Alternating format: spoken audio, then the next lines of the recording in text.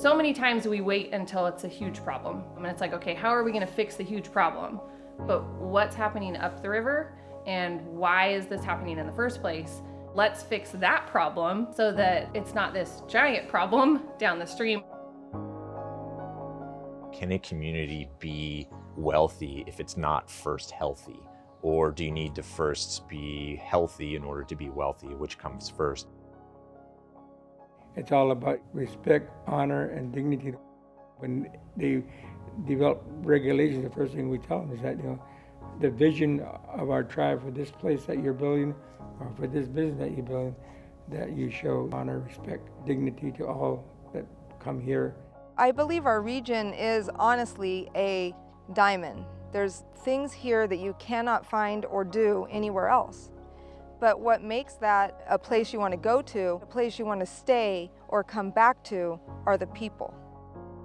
We have some tremendous remote opportunities to see California from a completely different perspective.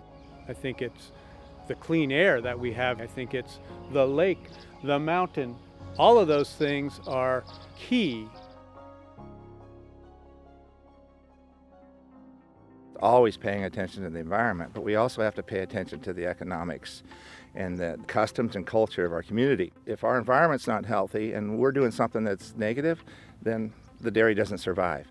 If the community isn't healthy, then we don't really survive. If we have a sustainable business that's able to rejuvenate its employees, we're going to be able to afford building the business and great employees will come. When we build up our community, we're going to get tourists that come. As we grow, the community will grow.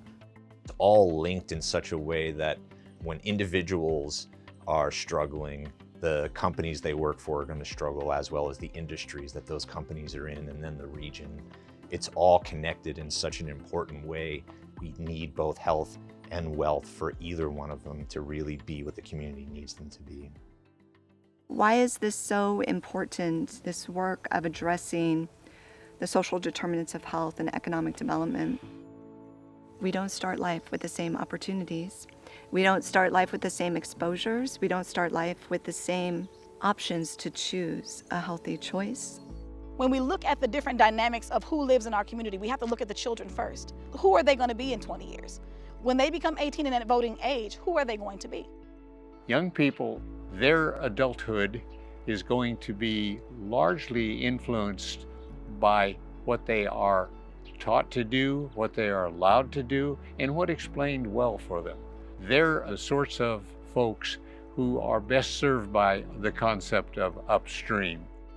From those earliest ages on, how negative health impacts create these unequal starts to life and then further hold back those opportunities for healthy living and healthy growth. It's what we're exposed to from those earliest ages that influence our opportunities long term. And as we go into school and have education that evolves to income. That common value that we all have about wanting to see our kids grow up to be happy, healthy human beings and adults. Our children are our future. They're going to be writing your pension check, or they're going to be making policies on disability and or insurance. Why wouldn't we protect them and give them the best now? The way that we plan for what a community should look like, what the visioning should look like, is when we look at the children who are in the elementary schools and in the preschools and what the high schoolers are doing and what they want to be. Are those jobs available here? Are those educational classes available here? This is how we keep our knowledge. This is how we keep our education. This is how we keep our wisdom and the respect for where we live at and allow it to flourish and continue it for every generation. With this virus, everybody, depression, anxiety, hurt, loss of family, loss of homes, loss of jobs. We need to heal. Right now, everything's all about healing. We struggle every day here, which is what I believe truly makes us have the addiction problems we have. I believe it was 2018, we had one of the highest overdose rates in the state of California. And I believe that addiction problem comes from our environment and our social status. The way we bridge the gaps in mental health availability and wellness, and access to economic success, and access to change a poverty mindset.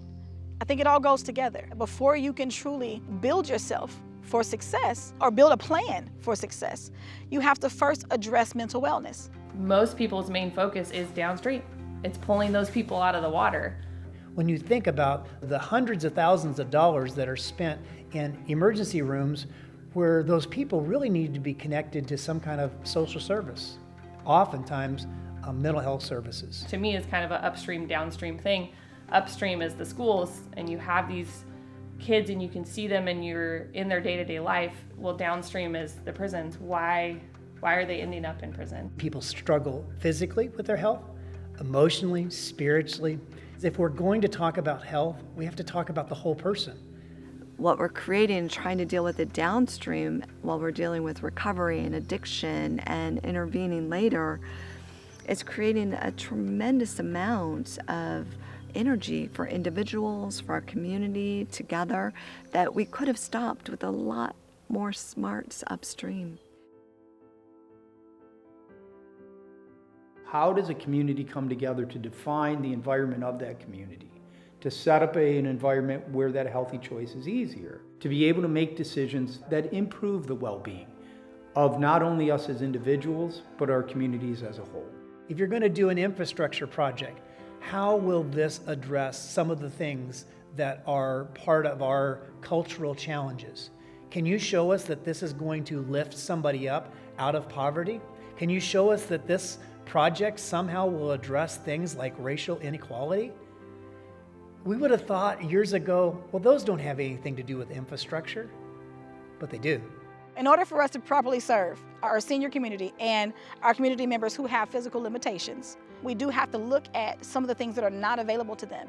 If a person in a mobile chair can't get down a dirt road, where is the accessibility? Really tying together these economic pieces of access and looking at our communities of why and where people are living in an apartment building so close to where someone has a food co-op, but could be a million miles away because there's no public transportation, there's no safe bike route, there's no way to walk there.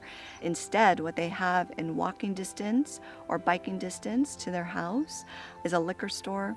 When it's, let's come together, let's work together, let's figure this out, the wisdom is in the walls and the people around us. Like my dad has said many times through my life, problem's only an opportunity for success. Opening up these opportunities for fresh fruits and vegetables actually changes someone's physical health from the earliest years through the end of life. We get tied up in just being busy trying to survive in business and do what we do.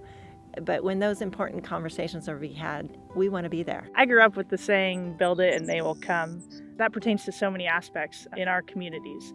The community of organisms beneath the soil, if we build those, build the organic matter, all the little critters down there will come. They'll bring life in these pastures for our animals. Because it's a healthy ecosystem and it's building a healthy community. We realized it was so much more important to focus on the health of what we were growing and the health of the food, which ultimately builds healthier people. The most important resource that a business has, it's their humans. It's the people that come and they give of their time and their talents and their energy. The community has no idea, I think they raised me. It's that mentality and it's that type of pride living here, having those jobs, because you're caring about the people that raised you. It's having that whole family type dynamic as your government. They're part of your family.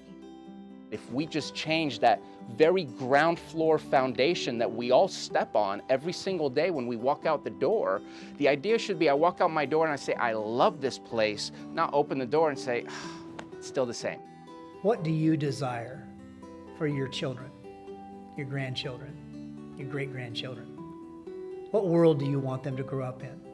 Those are the discussions that we need to have, and we need to do it together. We're seeing community come together and we're seeing resilience, and that's what makes communities more healthy. That's what makes communities more great. When we can show children Look how we come together in times of crisis. Look how we stand together. I think that the way that the community here really shows their greatness is through resilience and how strong we are for one another on the behalf of one another and how we show up for one another.